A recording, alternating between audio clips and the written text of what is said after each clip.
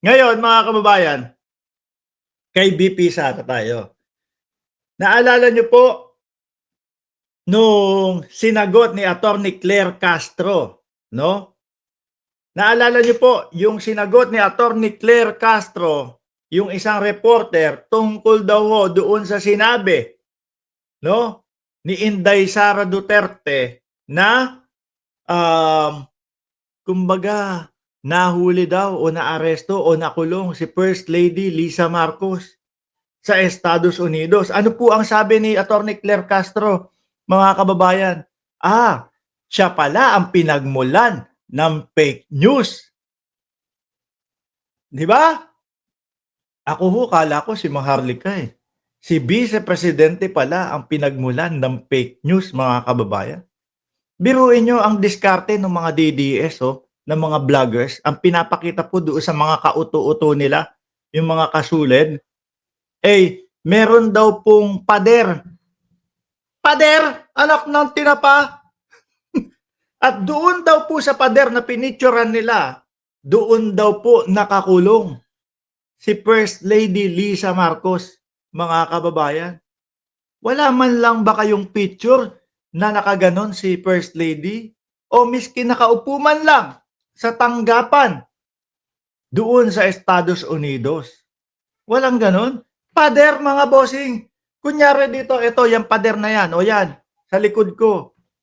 Pipicturean nila yan. Baka mamaya may nakasulat pa, bawal umihi dito, bawal magtapon ng basura dito.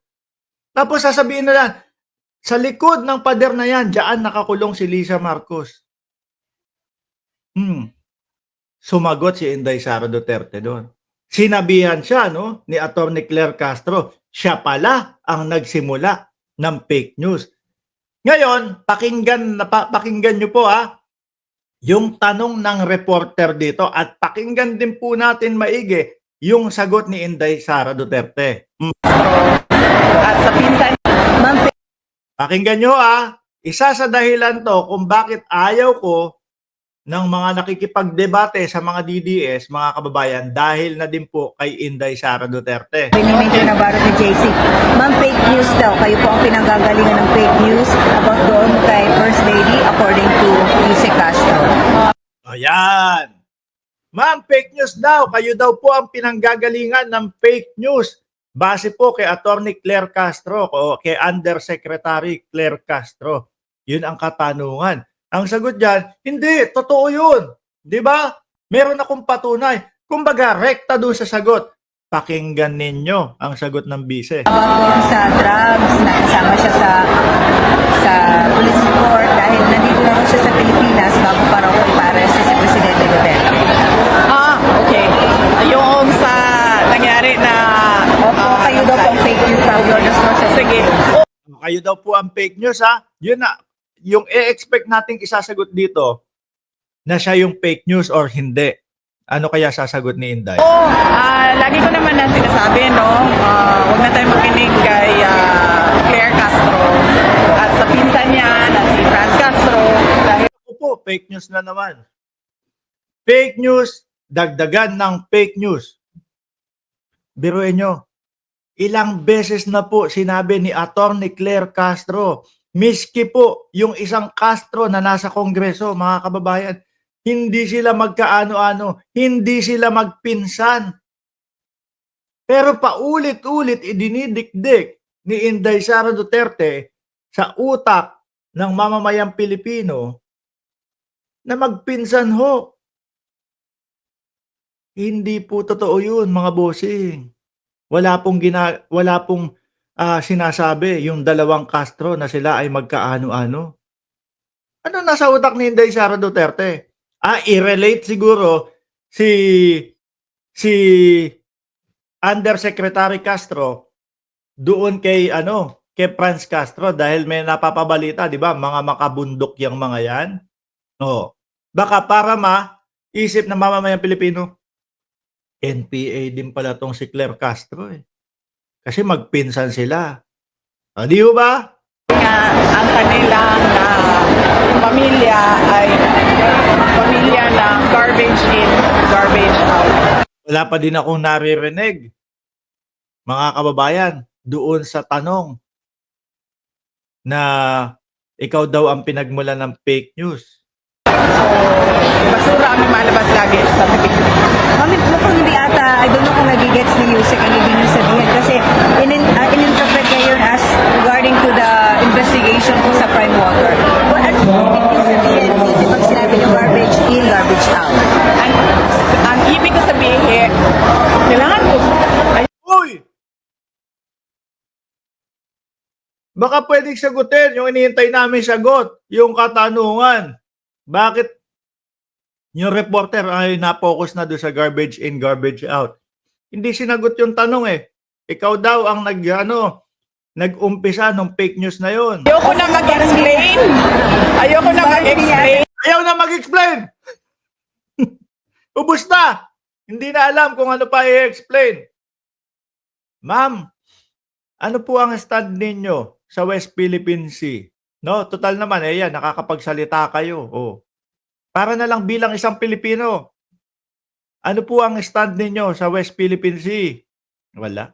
Kay Castro kung ano ang ibig ko sabihin. Kapag hindi niya naintindihan, ay kasalanan niya yon. Po, Lord. Nabaliktad pa. Nabaliktad pa, mga bossing. Oh, alam niyo po kung ano ang isa sa hinahangaan ko kay Attorney Claire Castro? Yung kung ano yung tanong ay siya rin ang sinasagot niya. Ano? Ganyan naman po dapat. 1 + 1 = 2. Hindi po tatanungin 1 + 1 tapos paiikot-ikutin mo. 'Di ba? Para lang malihis yung katanungan dahil baka mabulilyaso ka. Ma'am, tinatanong, kayo daw po ang nagsimula nung fake news, sabi ni Attorney Claire Castro. Bakit ang layo naman po ng sagot ninyo? At wala akong obligasyon na mag-explain sa kanya. Last question, Mr. Ma'am, Manay. kulong po, bakit daw sinisisi ang administration ng mga Congressman Duterte? Wala, hindi talaga. Lumayo na ng lumayo. Kian, lapit mo lang ma-reach ang 500,000 subscriber. Congrats, subscribers. Salamat. O, salamat sa'yo. Galing po kay napakagandang Kian. O, ilan na lang ba tayo? Kulang 10,000 na lang ang kailangan natin. Siguro, kapag kanirat-rat ng mga kasulid natin yan. O, di ba? Baka 3 araw, 4 na araw, tapos na yan. O. Nagot na lang daw ang dapat managot. O kaya nga, sabi ko naman sinabi ko na yun sabi ko, yung kay PRD, kaya gawin yun ng mga abogado, yung sa ating impeachment, nasa mga abogado na rin yun. At malamang, yung kaso ni Congressman Pulong Duterte ay nasa mga abogado na rin yun. Aray ko po, kung iisa-isahin natin yun. Kay PRRD, nandun na sa ICC. No, ang lagi nilang ipinanlalaban walang jurisdiction ng ICC sa Pilipinas. Yung kay Inday Sara Duterte, ang daming ipaglalaban, ang daming ipapaliwanag. Yung kay Pulong, ito nadagdagan pa ng ng panibago. At meron pa yung kay Kitty. Dahil ako naniniwala, sasabit si Kitty Duterte doon, mga bossing, doon sa doon sa ipinakalat nila na peking raid doon sa bahay nila. Naniniwala ako sasabit si Kitty doon, mga kababayan, dahil yung bakla, no, kausap si Kitty Duterte. Oh, silang dalaway nag-uusap na may magre-raid daw doon sa bahay nila. Sabi ni Dixie Martin, Mr. Mark, kakamping po ako pero susuportahan ko po ang gobyerno ni PBBM. O, ganyan talaga no? Ang mga kakamping.